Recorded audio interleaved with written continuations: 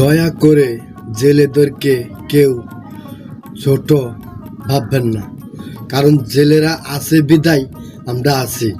জেলেরা নদী পথে যায় বিদায় আমরা কম রেটে মাছ খেতে পাচ্ছি। তো অনেক প্রশাসনের লোকগুলো আছে জেলেদেরকে বিনা কারণে টর্চার করে। তো এগুলো আপনারা বন্ধ করে দিবেন, আর জেলেদের প্রতি আপনারা খুব সম্মান করবেন, কারণ ওনারা আছে বিদায় আমরা কম রেটে মাছ খেতে পাচ্ছি। এমনকি ওনারা খুব গরিব বিদায় নদীপথে জীবিকা নির্ভর করে। তো আমার দাবি হচ্ছে জেলেদের প্রতি আপনাদের ভালোবাসা থাকবে, আর জেলেদের খোঁজ খবর আপনারা নেবেন। ধন্যবাদ।